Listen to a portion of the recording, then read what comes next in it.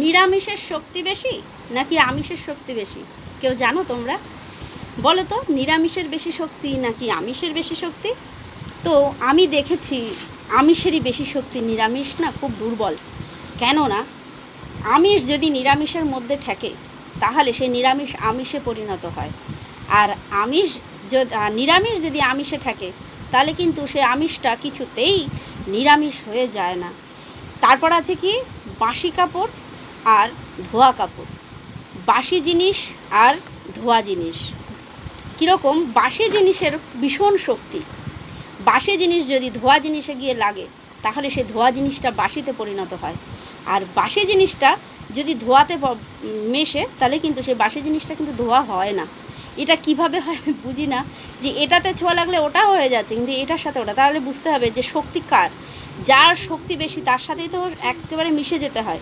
তাহলে এখানে বোঝা যাচ্ছে যে নিরামিষের শক্তি কম, সে দুর্বল, এবং যে ধোয়া জিনিস সেটারও শক্তি কম, সেও দুর্বল। কারণ এই দুটোই কী করছে, যখনই কেউ আমিষ বা বাসি এর সাথে মিশছে তখন সে মিশে একাকার হয়ে যাচ্ছে, সেটা তাই হয়ে যাচ্ছে। যদি কেউ চান করেও ঘরে আসে এবং আর একজন চান করেনি, সে বাসি কাপড়ে যদি তাকে ধরে নেয় তার চান করা কিন্তু বৃথা হয়ে যাবে, তাকে আবার নতুন করে চান করে পরিষ্কার হতে হবে। এটা কিন্তু ভাববার একটা বিষয় আছে, কিন্তু হয় কেন, এটা কি করে হয় আমি বুঝতে পারছি না।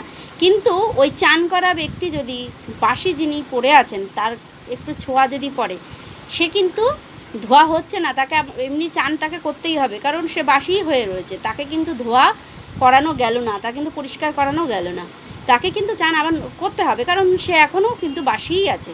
কিন্তু যিনি ধোয়া তিনি যদি বাসির সাথে মেশে তাহলে কিন্তু ব্যাস, তিনি কিন্তু বাসি হয়ে গেলেন, তাকে আবার চান করতে হবে। এর অর্থ আমি সত্যি বুঝি না। এর সঙ্গে সত্যি এটা কি, এটা সত্যিই হয় কিনা এটা আমি জানি না, কিন্তু এটা কিন্তু পরম্পরা হয়েই আসছে কিন্তু, যে বাসি ছুলে কিন্তু ধোয়াটা যদি বাসিতে যায় তাহলে কিন্তু সেই ধোয়াটা ধোয়া থাকে না, বাসি হয়ে যায়।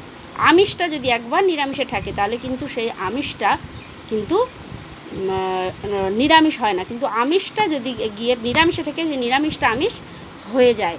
এটা কিন্তু আমরা দেখে আসছি, শুনছি, এবং এটা কিন্তু হচ্ছে, আমরাও হয়তো করি, কিন্তু কেন করি, কী কারণে করি এর কিন্তু কোনো ব্যাখ্যা নেই। কোনো ভালো করে দেখলে দেখা যায় যে সত্যি সত্যি কিন্তু এর কোনো যে ব্যাখ্যা যদি কেউ দিতে পারতো, আমি বুঝতাম যে হ্যাঁ এটা ঠিক, কিন্তু এখনও পর্যন্ত আমি ব্যাখ্যা পাইনি যে সত্যি সত্যি আমিষ আর নিরামিষের ছোঁয়ার ব্যাপারে কী আছে। হ্যাঁ, আমি নাই খেতে পারি, আমি আমিষ খাবো না, আমি নিরামিষ খাই, ঠিক আছে, কিন্তু নিরামিষের খাই, আমি আমিষের গন্ধও আমি নিতে পারি না, আমার কষ্ট হয়, সেটা একদম হতেই পারে, কিন্তু ছোঁয়াতে কি সমস্যা, আমি এইটা কিছুতেই মাথায় আসে না।